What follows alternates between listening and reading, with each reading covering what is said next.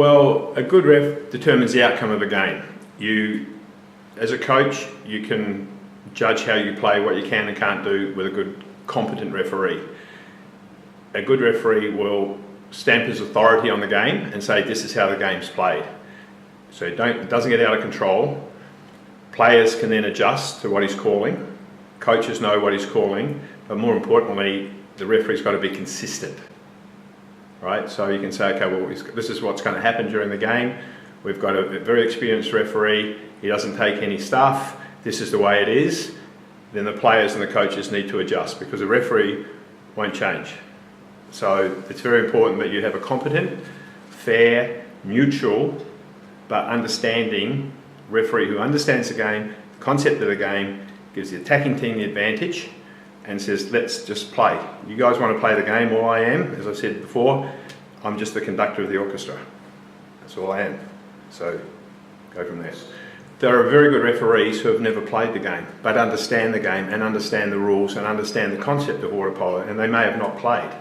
There are other people who have played to the international Olympic level who have no interest in refereeing, and you can't make them have an interest in referee. It's their choice if they want to referee or not. To referee is difficult. It's not easy, and a lot of times it's not appreciated. My point is, if you have no referee, you have no game. And if people are going to put their hand up to say, I'm willing to give it a go, give them the opportunity, but don't discourage them. And if they get, belittled, demeaning, derogatory comments put to them, they're not going to be bothered. I mean, I've persevered for many, many years, and I've seen a lot of good, bad, and ugly sides of refereeing. But it's experience, and you need to start somewhere. So a tournament like this is a perfect opportunity where it's relatively easy. You don't need cards or anything like that. You call as you see, you play on, you learn, you look, you listen, and you see situations, and you remember them back here and say, okay, I know what that call is because I've seen that situation before. So there's a lot of players that have put a lot of time and effort into water polo and have reached international status, whether it's in New Zealand or Australia. There are players in New Zealand that have played in FINA championships. They've seen how a game's played, they've seen different styles of refereeing. My question to them is, why don't you want to ref? Why don't you want to contribute and assist? Because the issue is, and it hasn't changed since I left New Zealand in 1976, is you referee at this standard, this level, this is what you see.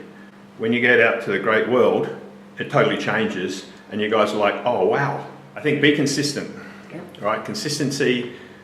Even if it's average consistency, be consistent. If you call this at one end, you have to call the same at the other end. I mean, situations change a little bit, but if someone's got an advantage going towards a goal and you've called a 5 metre, similar same situation goes the other end, you have to do the same thing. So consistency is thing. Consistency. Be authoritative, right? You're in control, as I said. You're the conductor of the orchestra. You control the orchestra. You control the pool. You control the players. You control the benches. You control the coaches, you control the spectators. So have control, have authority, but don't present yourself as being arrogant and aloof. You're just a person. And we all make mistakes. I've made heaps of mistakes. I go, yeah, okay, my bad. But have I ever seen a referee go, okay, my bad, sorry, go the other way? The answer is no. Yes, you can compensate, yes, you can whatever, but as long as it doesn't affect the outcome of the game. I think that's the key thing. As long as your decision does not affect the outcome of the game, and the better team wins. Because at the end of the day, one team's always better than the other. Well, if you've got a tie game, you've got a tie game. But as long as you haven't made a bad call and everyone's going, oh my God, then I think you've done your job. So as I say, look at it as being consistent, authoritative, knowledgeable, that you understand what players are trying to do. A player doesn't come and play water polo and say, I'm going to get kicked out 3 times. They come to say, I'm going to play a game and I really don't want to get kicked out, but if I do, I do. I'm not coming here to belt someone. I'm not doing that.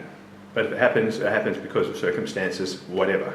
So people go there to play games, score goals, enjoy themselves, play as a team, listen to the coach, and try and do different plays, concept, styles to win the game, whether it be zone, press, outside shooting, good centre forward, whatever the case may be. Scoring on penalties. Like the amount of penalties that are missed here is like, they'll probably score 30%. Now to me, a penalty is a gift. I've given you a penalty shot.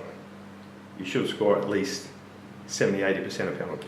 At the junior level, from 12 to 17, 18-year-olds, it's quite high. I'm very impressed. Like, I will guarantee you, in New Zealand, you've got more juniors playing than you do in Australia. I will guarantee you.